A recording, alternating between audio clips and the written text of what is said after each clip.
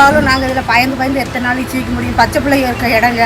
அதனால் அது கவர்மெண்ட் பார்த்து ஏதாவது ஒரு நடவடிக்கை எடுங்க, இல்லைன்னா மக்களுக்கு பயங்கரமான കഷ്ടമായിരും. പടയപ്പ കൊണ്ട് ഭയങ്കര പ്രശ്നം. പടയപ്പ പൊതുവെ ശാന്തനായിരുന്നു മൂന്നാറുകാരുടെ പ്രിയങ്കരനായിരുന്ന പടയപ്പ എന്ന കാട്ടുകൊമ്പൻ. കാലം മാറി, പടയപ്പയുടെ സ്വഭാവവും മാറി. ഇപ്പോൾ അല്പം പരാക്രമിയാണ് പടയപ്പ. മൂന്നാർ ടൗണിലും പരിസര പ്രദേശങ്ങളിലും ഇടയ്ക്കിടയ്ക്ക് പ്രശ്നങ്ങൾ സൃഷ്ടിക്കുന്ന കാട്ടുകൊമ്പനായി മാറി. അക്കൂട്ടത്തിൽ എടുത്തു പറയട്ടെ, ആളുകളെ ആക്രമിക്കുന്ന സ്വഭാവം പടയപ്പയ്ക്കില്ല. പക്ഷേ കൃഷിസ്ഥലവും റേഷൻ കടകളും ഒക്കെ നശിപ്പിക്കുന്ന സ്വഭാവത്തിലേക്ക് പടയപ്പ എത്തി. വിനോദസഞ്ചാര കേന്ദ്രമായ ഇക്കോ പോയിന്റിൽ ഇന്നലെ വൈകിട്ടിറങ്ങിയ പടയപ്പ 2 കടകളാണ് തകർത്തത്. കഴിഞ്ഞ ഏതാനും ദിവസങ്ങളിൽ പടയപ്പയുടെ ഇഷ്ടസ്ഥലങ്ങളിലൂടെയുള്ള യാത്ര വെറും യാത്രയല്ല, പരാക്രമം കാട്ടിയുള്ള യാത്രയാണ്. എക്കോ പോയിന്റിൽ ഇന്നലെ പടയപ്പയുടെ ദിവസമായിരുന്നു. ഇന്നലെ രാവിലെ മുതൽ പടയപ്പ ഇവിടെ ഉണ്ടായിരുന്നു. രാവിലെ എത്തി ചില നാശനഷ്ടങ്ങളൊക്കെ ഉണ്ടാക്കിയതിന് ശേഷം ഇവിടെ നിന്ന് പടയപ്പ മടങ്ങിപ്പോയി. അതിനുശേഷം വൈകിട്ട് ഒരു 5 മണിക്ക് ശേഷമാണ് പടയപ്പ വീണ്ടും ഇവിടെ എത്തുന്നത്. ആ ഭാഗത്തു നിന്നാണ് വന്നത്. അതിനുശേഷം അവിടെ ഉണ്ടായിരുന്ന ചെറിയ കടകൾക്ക് നേരെ ചില അതിക്രമങ്ങളൊക്കെ നടത്തി. പഴവും അതോടൊപ്പം തന്നെ പൈനാപ്പിളൊക്കെ സൂക്ഷിച്ചിരുന്ന കടകൾ അത് തകർത്തു. അതിനുശേഷമാണ് ഈ പഞ്ചായത്തിന്റെ ഈ കെട്ടിടത്തിലേക്ക് എത്തുന്നത്. ഇവിടെയുള്ള വ്യാപാരികൾ, ഈ പ്രദേശത്തുള്ള ആളുകൾ പൈനാപ്പിളും മറ്റും സൂക്ഷിച്ചിരുന്നത് പകൽ സമയങ്ങളിൽ ഇവിടെയാണ്. ആന വരുന്നത് കണ്ട് ഇവിടെയുള്ള വ്യാപാരികൾ ഓടിയെത്തുകയും ഈ ഷട്ടർ ഇടുകയും ചെയ്തു. അതിന് പിന്നാലെ എത്തിയ ആന ഷട്ടർ തകർത്തുകൊണ്ട് ഇതിന്റെ അകത്തേക്ക് കയറുകയും ഇതിന്റെ അകത്തുണ്ടായിരുന്ന പൈനാപ്പിൾ ഉൾപ്പെടെയുള്ള സാധനങ്ങൾ വലിച്ചിട്ട് പുറത്ത് വെച്ച് ഭക്ഷിക്കുകയുമായിരുന്നു. ഈ സമയത്ത് ആളുകളുടെ ഭാഗത്തു നിന്ന് അതിനെ വിരട്ടി ഓടിക്കാനുള്ള ശ്രമമുണ്ടായി. അപ്പോൾ നമ്മൾ കണ്ടതാണ് ആ ദൃശ്യങ്ങളിൽ ആന തിരിഞ്ഞ് ആളുകൾക്ക് നേരെ തിരിഞ്ഞ് പാഞ്ഞു ചെല്ലുന്ന ദൃശ്യങ്ങൾ. നമുക്കറിയാം, പടയപ്പയുടെ ഒരു വികാര കേന്ദ്രങ്ങളിൽ ഒന്നാണ് ഈ പ്രദേശം എന്ന് പറയുന്നത്. മാസത്തിൽ ഒരിക്കലെങ്കിലും ഇവിടെ വരും. ഇതേപോലെയുള്ള വഴിയോര കച്ചവടങ്ങളാണ് സാധാരണ ലക്ഷ്യമിടുന്നത്. ആദ്യമായിട്ടാണ് ഈ കോൺക്രീറ്റ് കെട്ടിടത്തിനുള്ളിലേക്ക് പടയപ്പ കയറുകയും ഇവിടെ സൂക്ഷിച്ചിരുന്ന സാധനങ്ങൾ വലിച്ച് പുറത്തെടുക്കുകയും ചെയ്യുന്നത്.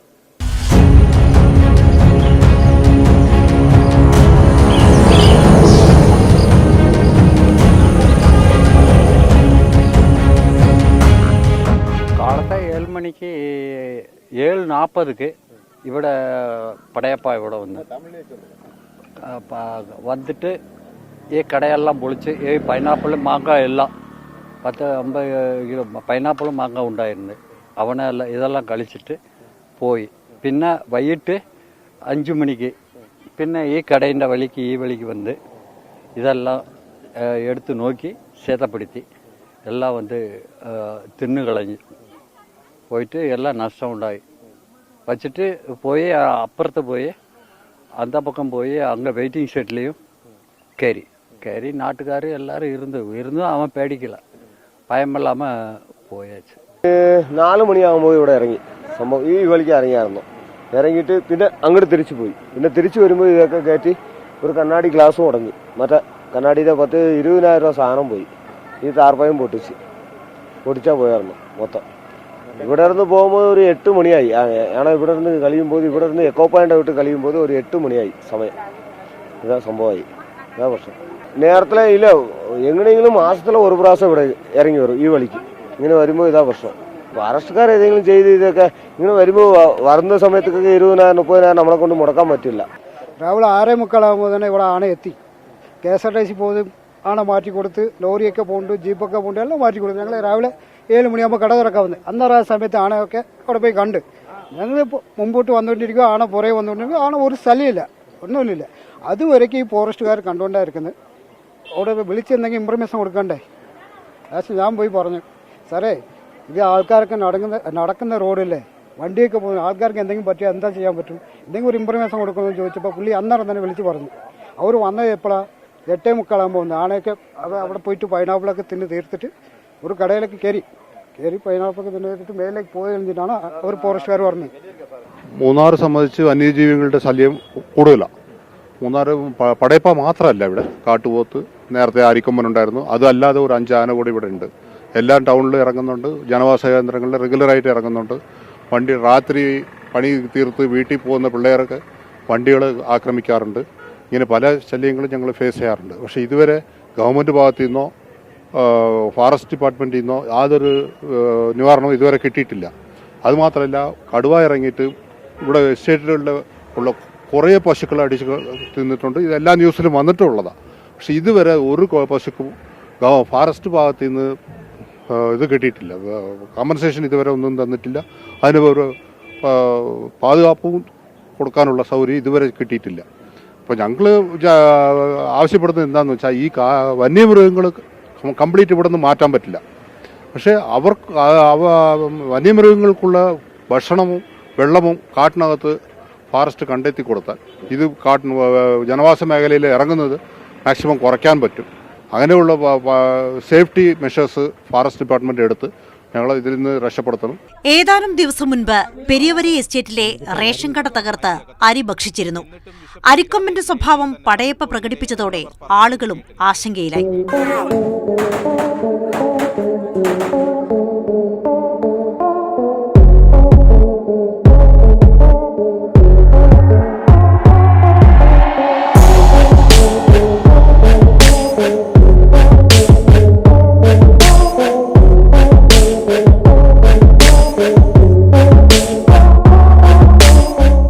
പൊതുവെ ജനവാസ മേഖലയിൽ ചുറ്റിക്കറങ്ങുന്ന പടയപ്പ ചെണ്ടുവരി എസ്റ്റേറ്റിലും ലോക്ഹാർഡ് എസ്റ്റേറ്റിലുമൊക്കെ എത്തി റേഷൻ കട തകർക്കുന്നതും കൃഷി നശിപ്പിക്കുന്നതുമൊക്കെയാണ് ആളുകളെ പരിഭ്രാന്തിയിലാഴ്ത്തിയത്.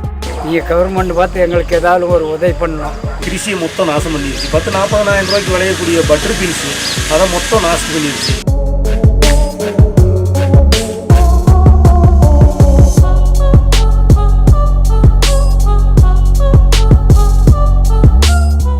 മുൻപ് പടയപ്പ ഇങ്ങനെയായിരുന്നില്ല.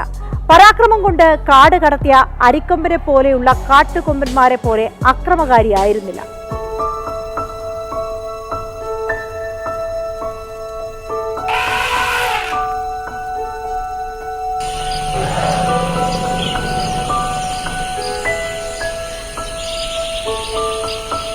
നമ്മുടെ നാട്ടിലെ എല്ലാവർക്കും പ്രിയങ്കരനാണ് പടയപ്പ. പടയപ്പയാണെന്ന് പറയുമ്പോൾ ഒരു ജനകീയനാണ്.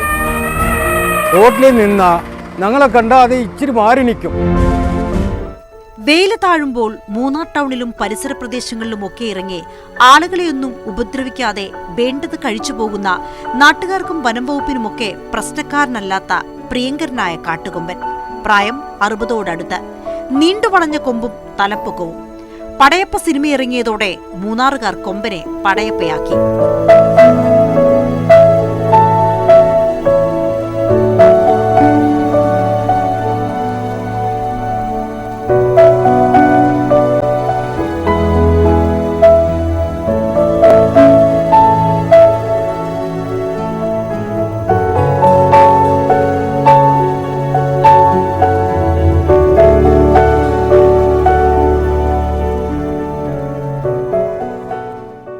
இதோட படையப்ப 4 தடவை பார்த்துருக்குறேன். அதை பார்க்கும்போதெல்லாம் அதை இனி பார்த்துட்டே இருக்கணும்னு தோணும். அது பார்க்கும்போதெல்லாம் அதுக்கு ஒரு உம்மா கொடுக்கணும்னு தோணும், ஆனால் முடியாது.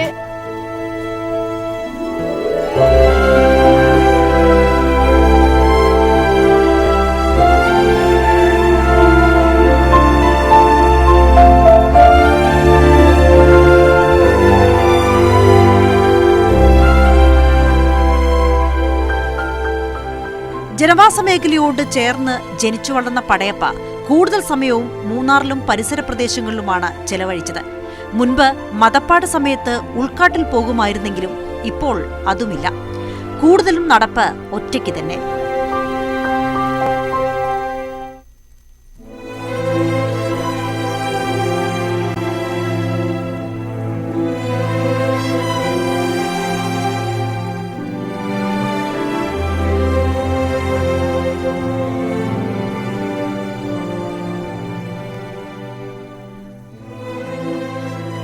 നാട്ടിൽ കിട്ടുന്നതാണ് പടയപ്പയുടെ ഇഷ്ടഭക്ഷണം. വേണ്ട ഭക്ഷണം കിട്ടാതെ വന്നതോടെ പ്ലാസ്റ്റിക് വരെ കഴിക്കുന്ന ദുരവസ്ഥയിലേക്ക് പടയപ്പ എത്തി. മാലിന്യ സംസ്കരണ പ്ലാന്റിൽ കൂട്ടിയിട്ടിരിക്കുന്ന പച്ചക്കറി അവശിഷ്ടം കഴിക്കാനെത്തുന്ന കൊമ്പൻ അതിനൊപ്പം പ്ലാസ്റ്റിക് കൂടി കഴിക്കുന്നത് പതിവായിരുന്നു. കൊമ്പന്റെ ആരോഗ്യത്തെ തന്നെ അത് ബാധിച്ചു. ആനപ്രേമികളൊക്കെ ഒച്ചവെച്ചതോടെ വനം വകുപ്പ് ഇടപെട്ട പഞ്ചായത്തിനോട് മാലിന്യ സംസ്കരണത്തിന് വേഗത കൂട്ടാൻ നിർദ്ദേശിച്ചിരുന്നു.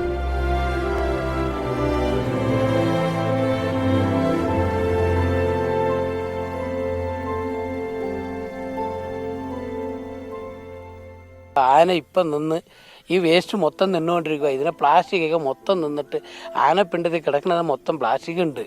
ഇതെല്ലാവരും കൂടി ഈ ക്യാമറ തന്നെ എല്ലാവരും കാണാനുണ്ട്. നിങ്ങൾ അതിനെ കാണുക എല്ലാവരും. ഇത് വന്നിട്ട് മൊത്തം ആന തിന്നത് മൊഴി വേസ്റ്റാണ്. മാർക്കറ്റിൻ്റെ വേസ്റ്റ്, മൂന്നാർ വേസ്റ്റ്, ഹോട്ടലിൻ്റെ വേസ്റ്റ് എല്ലാം ഉണ്ട്. പടയപ്പയെ ചില നാട്ടുകാരും വിനോദസഞ്ചാരികളും പ്രകോപിപ്പിക്കുന്നതും പതിവാണ്.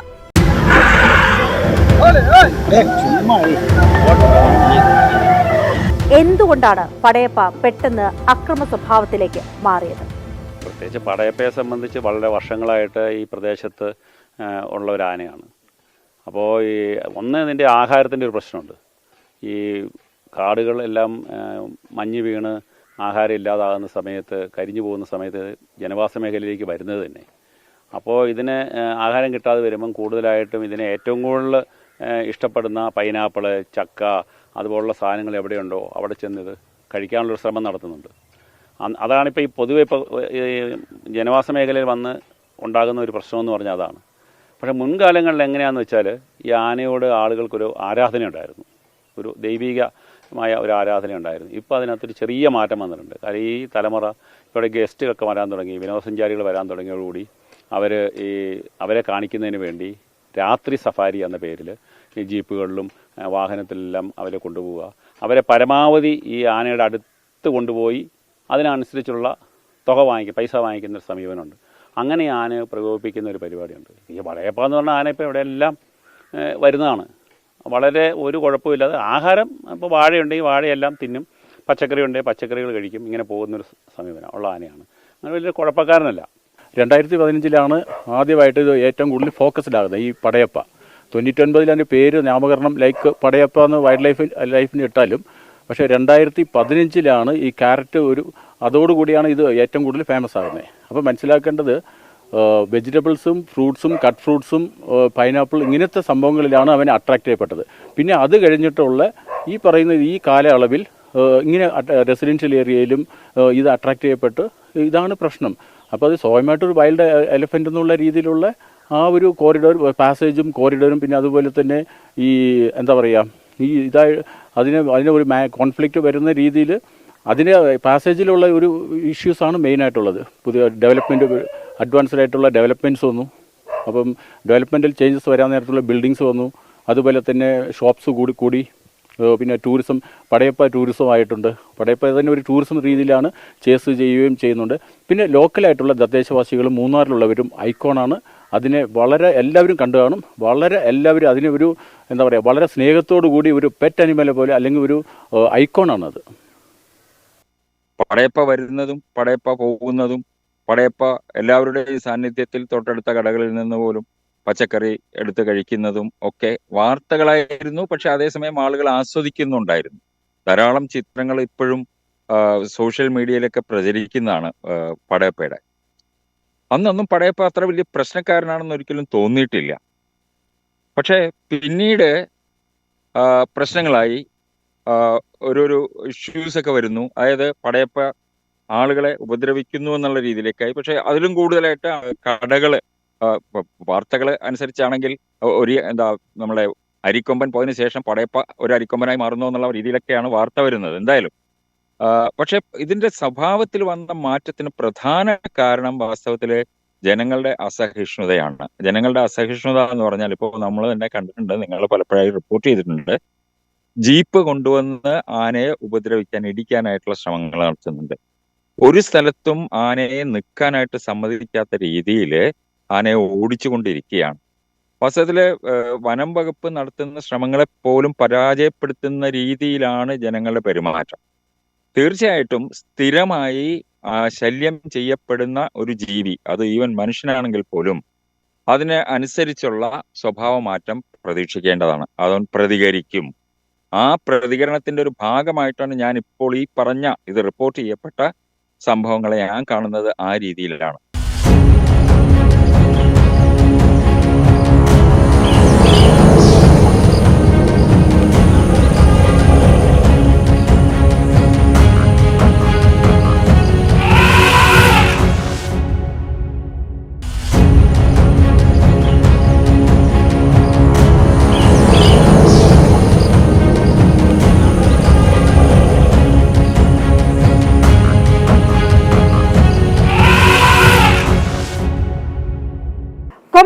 സ്വഭാവം കാണിക്കുമ്പോൾ ആളുകൾക്ക് ഭീതി ഉണ്ടാകും. അത് പരിഹരിക്കാൻ എന്താണ് പോംവഴി? എനിക്ക് തോന്നുന്നത് കുറച്ച് ഒരു ആളുകളെ അതേസമയം ജനവാസ മേഖലയിൽ നിന്ന് മാറ്റി നിർത്തിക്കൊണ്ട് നമുക്കതിനോട് വലിയ പ്രശ്നമില്ലാത്ത രീതിയിൽ പോവുകയാണെങ്കിൽ പടയപ്പ ഒരു പ്രശ്നമാകൂല. പടയപ്പയെ ശാന്തനായി തന്നെ തുടരും. ഒരുപക്ഷെ വനം വകുപ്പിന്റെ ശ്രമത്തോടു കൂടി അത് അവരുടെ റാപ്പിഡ് റെസ്പോൺസ് ടീമിനെയൊക്കെ ഉപയോഗിച്ച് അതിനെ തൊട്ടടുത്ത വനത്തിലേക്ക് കയറ്റുന്നതായിരിക്കും നല്ലത്. അല്ലാതെ അതിനെ ഇനിയിപ്പോ എനിക്ക് തോന്നുന്നത് ജനത്തിന്റെ അടുത്ത അവകാശം അല്ലെങ്കിൽ ആവശ്യം ഇത് പിടിക്കണം എന്നുള്ള മട്ടിലാണ്. അത്ര സരളമായിട്ടുള്ള അല്ലെങ്കിൽ വളരെ ലളിതമായിട്ടുള്ള ഒരു സംഭവമല്ല എന്ന് നമുക്ക് ഇപ്പോഴേ അറിയാവുന്നതാണ്. അപ്പോ ആനയുടെ സ്വഭാവത്തിൽ വന്ന മാറ്റം മനുഷ്യരുടെ സമീപനത്തിൽ വന്ന മാറ്റവുമായി ബന്ധപ്പെട്ട് നിൽക്കുന്നു. അതാണ് പ്രധാനമായിട്ടുള്ള പ്രശ്നം. പടയപ്പം പഴയ പോലെ തന്നെ, പടയപ്പന്റെ ഒരു സ്വഭാവവും മാറിയിട്ടില്ല. പടയപ്പന്റെ ഒരു ഇത് ഇവിടെ വന്ന പൈനാപ്പിള്, ചോളം, കരിക്ക് ഇത് മാത്രം കളിക്കുള്ളൂ. ഓരോ ആളിനെയും ഉപദ്രവിക്കില്ല. അവന്റെ സ്വഭാവം എപ്പോഴും അങ്ങനെ തന്നെ. നമ്മൾ തൊട്ടടുത്ത് തൊടാനും കൂടി ചെയ്യാം, പക്ഷെ അതിനെ ഉപദ്രവിച്ചാൽ അത് നമ്മൾ തിരിച്ച് ഉപദ്രവിക്കും. നമ്മൾ ഉപദ്രവിക്കാണ്ട് അവന്റെ പണി അവൻ നോക്കും. അവന് പൈനാപ്പിള് അല്ലെങ്കിൽ ചോളം, ഈ കരിക്ക് അവന് ഇഷ്ടപ്പെട്ട സാധനം കളിച്ചിട്ട് അവൻ വിട്ടുപോകും. ഒരു ശല്യമില്ല, ഒരു മോശമല്ല. അതുപാട്ട് ഇവിടുത്തെ ഒരു കടക്കാര ആൾക്കാര വണ്ടിക്കാർ ഒരു ശല്യമില്ലാതെ ആകണം. പടയപ്പ ഇവിടുത്തെ ഒരു ശല്യം. ഞങ്ങൾ ഇവിടെ വന്ന് പഞ്ചായത്ത് വീട്ടിൽ ചെന്ന് ഇവിടെ ഇത് പൈനാപ്പിൾ വെച്ചിട്ടുണ്ട്. രാവിലെ ഞങ്ങൾ വെട്ടി ഞങ്ങൾ പോവാം. വൈകുന്നേരം ഞങ്ങൾ എല്ലാം പൂരം വീട്ടിൽ കൊണ്ടുപോവാം. അത് വൈകുന്നേരം ഇവിടെ ഒരു 4-5 മണി ഇവിടെ ആന പൈനാപ്പിൾ വാടക ഇവിടെ ഷട്ടറൊക്കെ ഉടച്ച് മൊത്തം ഇത് പൊളിച്ച് പൈനാപ്പിൾ എല്ലാം മൊത്തം കളിച്ച് അത് കുഴപ്പമില്ല. അത് പോട്ടെ, ഇന്നെങ്കിൽ ഇവിടെ ഒരു ശല്യമില്ല. പടയപ്പ വെച്ച് ഇവിടുത്തെ വണ്ടിക്കാരെ ആൾക്കാർക്ക് ഒരു ശല്യമില്ല, ഒരു കടകളില്ല. അത്രേ ഉള്ളൂ. അതായത് ഒരു 6 മാസമായിട്ട് ഈ ഒരു തൊട്ടടുത്ത എസ്റ്റേറ്റിൽ ഒരു ക്ലസ്റ്റർ ഓഫ് നൈമക്കാട്, പെരിയവാറ, കന്നിമല, ചൊക്കനാട്, അതുപോലെ തന്നെ മാട്ടുപ്പെട്ടി, പിന്നെ ഈ സെവൻമല, ഈ ഭാഗങ്ങളിലാണ്. എന്ന് വെച്ചാൽ ഇവിടെ നമുക്ക് ഒരു ഏകദേശം ഒരു 2.72 സ്ക്വയർ കിലോമീറ്ററാണ് ഈ മൂന്നാർ ടൗൺ. അത് കഴിഞ്ഞാൽ കംപ്ലീറ്റ് 47% ടീ പ്ലാന്റേഷനാണ്. ഈ ടീ പ്ലാന്റേഷൻ ബയോഡൈവേഴ്സിറ്റിക്കകത്ത് ഇതിനുള്ള തീറ്റകളോ ഇതിനുള്ള ഒരു ആംബിയൻസോ ഇല്ല. അതെല്ലാം മാറിയിരിക്കുകയാണ് ഈ മോണോകൾച്ചർ ഇതുകൊണ്ട്. അപ്പോൾ അതുകൊണ്ട് അതൊക്കെയാണ് ഇതിൻ്റെ മെയിൻ റീസൺ. അപ്പോൾ ഇത് 20 വർഷത്തിനും അല്ലെങ്കിൽ 50 വർഷത്തിന് മുമ്പ് പോയാലും ഇതൊക്കെ എലഫൻറ്റ് കോറിഡോറും അതുപോലെ തന്നെ പാസേജും ഉള്ള സ്ഥലമാണ്.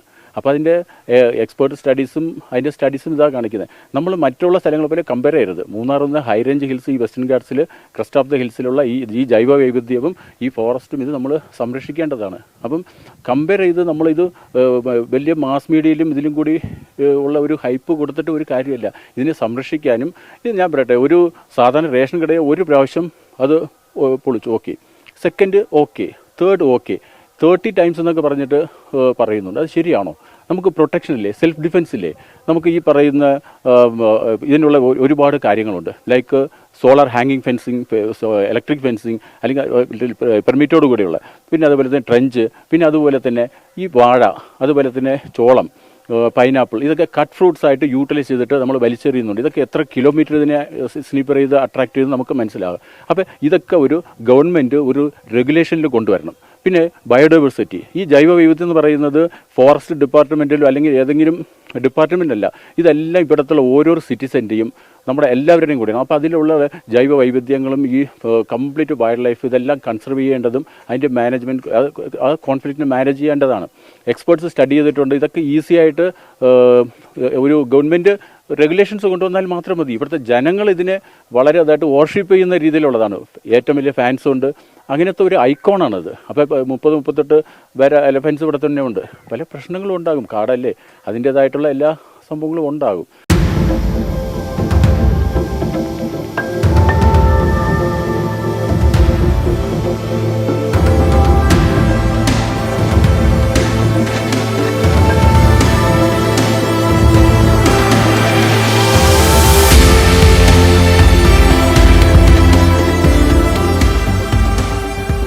അരിക്കൊമ്പനെ പോലെ പടയപ്പയെ കാട് മാറ്റേണ്ടതില്ല. വാർദ്ധക്യത്തിലെത്തിയ പടയപ്പയുടെ ഓരോ ചലനവും നിരീക്ഷിച്ച് ജനവാസ മേഖലയിലേക്ക് എത്തുമ്പോൾ കാട് കയറ്റാനുള്ള നടപടികൾ വനംവകുപ്പ് സ്വീകരിച്ചാൽ മതി. പടയപ്പയെ പ്രകോപിപ്പിക്കാതിരിക്കാനുള്ള മനോഭാവം ജനങ്ങളിലുമുണ്ടാകട്ടെ.